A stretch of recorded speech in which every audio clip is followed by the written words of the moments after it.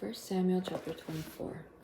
Now when Shaul returned from pursuing the Philistines, they told him, saying, Look, David is in the wilderness of En-gedi. So Shaul took 3,000 chosen men from all Israel and went to search for David and his men near the rocks of the mountain goats. When he came across the sheepfolds along the way where there was a cave, Shaul went in to relieve himself. Now David and his men were already sitting in the innermost parts of the cave. So David's men said to him, Look, it's the day Adonai spoke to you about. Behold, I will deliver your enemy into your hand, so you may do to him as seems good in your eyes.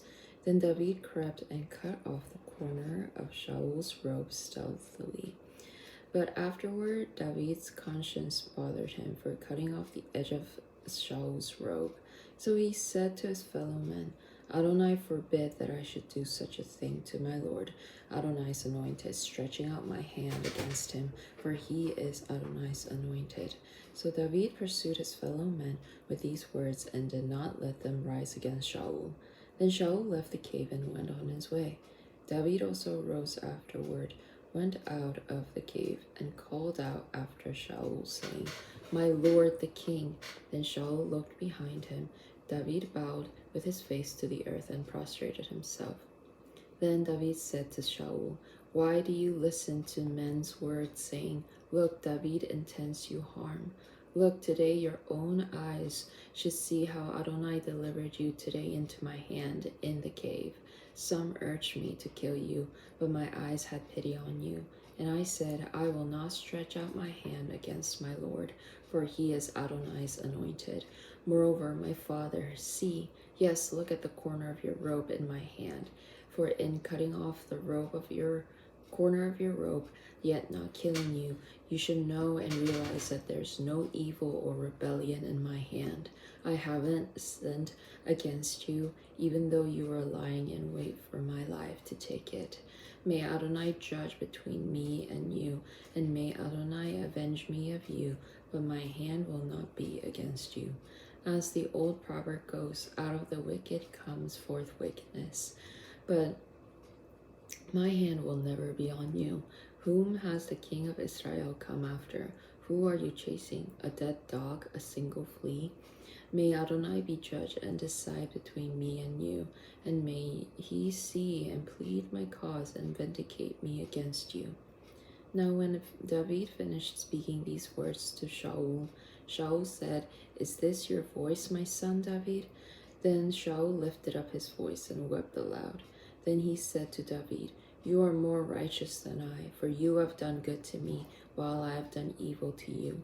You've told today how well you've dealt with me, for Adonai had delivered me up into your hand, yet you did not kill me. For if a man finds his enemy, will he let him go away on a good road? May Adonai reward you with good in return for what you have done to me today. Now behold, I know for certain that you will be king, and that the kingdom of Israel will rise in your hand. Swear now to me by Adonai that you won't cut off my descendants after me, and that you won't wipe out my name from my father's house. So David swore to Shaul. Then Shaul went to his home, but David and his men went up to the stronghold. Chapter 25. Then Samuel died, and all Israel gathered and lamented him, and buried him in his house in Ramah. David then rose up and went down to the wilderness of Paran. Now there was a man in Maon whose business was in Carmel, and the man was so wealthy he had 3,000 sheep and 1,000 goats. At that time he was shearing his sheep in Carmel. The man's name was Nabal, and his wife's name was Abigail. The woman was intelligent and beautiful, but the man, a Calebite, was harsh and evil in his dealings. While David was in the wilderness, he heard that Nabal was shearing his sheep. So David dispatched 10 young men and said to the young men, Go up to Carmel, and when you reach Nabal, greet him in my name. Thus you will say, Long life and shalom to you, shalom to your house, and shalom to all that is yours. Now I hear that you have shearers. When your shepherds were with us, and we did them no harm, and nothing of theirs was missing all the time they were in Carmel. Ask your young men, and they will tell you. Therefore, let the young men find favor in your eyes, for we have come on a festive day. So please give to your servants and to your son David whatever you find at hand." David's young men went and told Nabal all those words in David's name and waited. But Nabal answered David's servants by saying, "Who is David, and who is Jesse's son? Nowadays there are many slaves, each running away from his master. So should I take my bread and water and my meat that I've cooked for my shears and give it to men whom I don't know where they come from?" So David's young men turned around and went back. When they came and reported to him all these words, David said to his men, "Everyone buckle on your sword." So each man buckled on his sword, and David also buckled on his sword. About 400 men went out following David, while 200 stayed with the baggage. But one of the young men told Nabal's wife Abigail, saying, "Look, David has sent messengers from the wilderness to greet our master, but he spurned them. Yet the men were very good to us. We were not harmed, nor were we missing anything as long as we went about with him while we were in the fields. They were a wall to us both by night and by day, all the time that we were with them tending the sheep. Now therefore know and consider what you will do, for evil is determined against our master and against all his household, but he is such a worthless fellow that no one can speak to him." Then Abigail hurried and took 200 loaves, 2 bottles of wine, 5 dressed sheep, 5 measures of roasted corn, 100 cakes of raisins, and 200 cakes of figs, and put them on donkeys. Then she said to her young men, "Go on ahead of me. See, I am coming after you."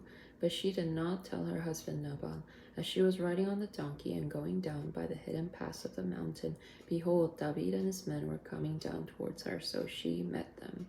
Now David had been saying, "Surely in vain I've guarded all that this fellow has in the wilderness, so that nothing was missing of all that belonged to him. Yet he has returned me evil for good. May God do so and even more to David's enemies if by the morning I leave anyone, even one male of all who belong to him." When Abigail saw David, she quickly dismounted from her donkey, fell before David on her face, and bowed down to the ground. As she fell at his feet, she pleaded, "On me, only me, my lord, be the punishment.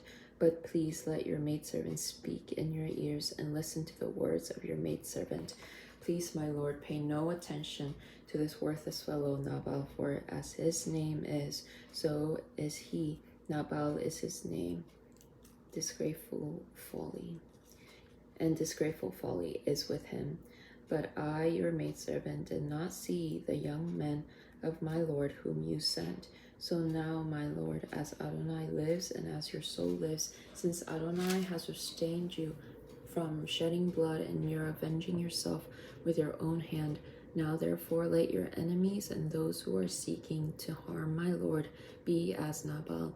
Now let this blessing which your maidservant has brought to my lord be given to the young men who are accompanying my lord.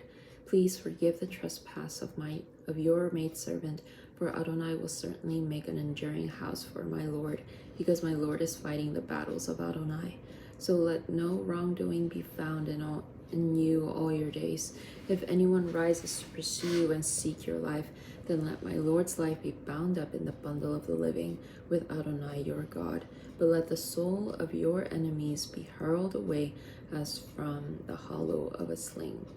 So when Adonai has fulfilled for my Lord all the good things that he has spoken concerning you, and has appointed you ruler over Israel, then this will not be a stumbling block for you, or offense of heart to my Lord, or needless bloodshed by my Lord avenging himself. So when Adonai has dealt graciously with my Lord, then remember your handmaid. Then David said to Abigail, "Blessed be Adonai, God of Israel, who sent you to meet me this day. Blessed be your discernment, and may you be blessed for keeping me this day from shedding blood, from avenging myself with my own hand. Yet as Adonai, God of Israel, lives, who restrained me from harming you, unless you had come quickly to meet me, surely not one male of Nabal's line would have been left alive by the morning light. So David received from her hand what she had brought him, and said to her, Go up in shalom to your house. Look, I have listened to your plea and have granted your request. Then Abigail went to Nabal, and there he was holding a banquet in his house like that of a king. Nabal's heart was merry within him, for he was quite drunk. So she told him nothing at all until daybreak. It came to pass in the morning, when the wine had gone out of Nabal, and his wife told him these things, that his heart died within him, and he was paralyzed like a stone. About 10 days later, Adonai struck Nabal, and he died. When David heard that Nabal was dead, he said, Blessed be Adonai, who took the case of my insult from the hand of Nabal, yet has restrained his servants from evil. Adonai has returned Nabal's vileness on his own head. Then David sent word and proposed to Abigail to take her as his wife. When David's servants came to Abigail at Carmel, they told her, David has sent us to you to take you as his wife. So she rose, bowed down with her face to the ground, and said, Behold, your handmaid is a servant to wash the feet of the servants of my lord. Then Abigail rose quickly and mounted a donkey, with 5 of her maidens following her, following David's messengers, and she became his wife. David also took Ahinoam of Jezreel, and 2 of them were his wives. Meanwhile, Shaul had given Michal his daughter, David's wife, to Palti, son of Laish, who was of Galim. Chapter 26. Now the Ziphites came to Shaul at Gibeah, saying, Isn't David hiding on the hill of Hachilah, which faces Jeshimon? So Shaul arose and went down to the wilderness of Ziph, 3,000 chosen men of Israel with him, to search for David in the wilderness of Ziph. Shaul camped in the hill of Hachilah, which faces Jeshimon, by the road. But David was staying in the wilderness, that he saw that Shaul had come after him in the wilderness. So David sent out spies and realized that Shaul had already arrived.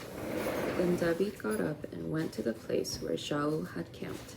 David detected the spot where Shaul lay asleep, as well as Abner, son of Ner, his army commander. Shaul was lying inside the barricade, and the troops were camped around him. Then David spoke and asked Ahimelech the Hittite and Joab's brother Abishai, son of Zeruiah, saying, Who will go down with me to Shaul's in the camp? I will go down with you, Abishai answered. So Adonai and Abishai approached the troops by night. Behold, Shaul was lying asleep within the barricade, with his spear struck in the ground at his head, and Abner and the troops were sleeping around him. Then Abishai said to David, God has delivered your enemy into your hand today.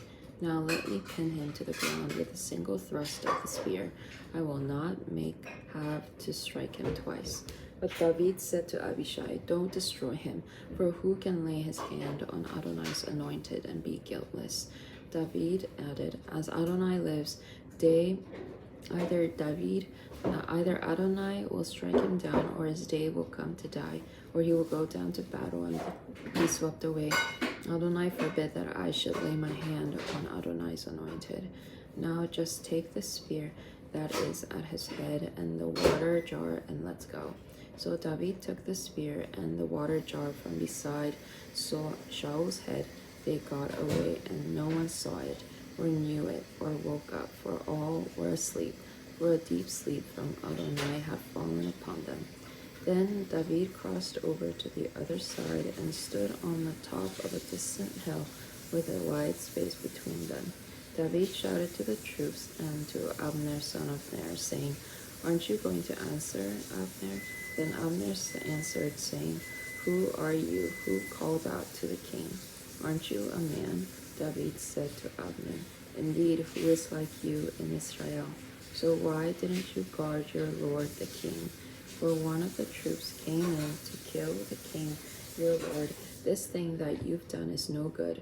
As Adonai lives, all of you deserve to die. because you have not kept watching over your Lord Adonai's anointed. So now look around. Where are the king's spear and the water jar that were at his head? Shaul then recognized David's voice and said, Is this your voice, David, my son? It is my voice, my lord the king. David said, then added, Yet why is my lord pursuing his servant? What have I done? What evil is in my hand? Now please let my lord the king listen to the words of his servant. If Adonai hath stirred you up against me, let him accept an offering. But if men have done so, then cursed are they before Adonai, because they have now driven me out, that I would not cling to Adonai's inheritance, saying, Go worship other gods. So now let not my blood fall to the ground away from the presence of Adonai, for the king of Israel has come out to search for but a single flea, just as one hunts for a partridge in the mountains. Then Shaul replied, I have sinned. Return, David, my son, for I will no longer do you harm, since my life was precious in your eyes this day. Behold, I've played the fool and erred so seriously. David then answered and said, There is the king's spear. Let one of the young men cross over and take it. Adonai will repay everyone his righteousness and his faithfulness. For Adonai gave you into my hand today, but I refuse to lay my hand on Adonai's anointed. See, just as your life was highly valued in my eyes today, so let my life be highly valued in Adonai's eyes, and may he deliver me from all trouble. Then Shaul said to David, Blessed are you, David, my son. You will both do mightily and will surely prevail. So Adonai went his way, and Shaul returned to his place.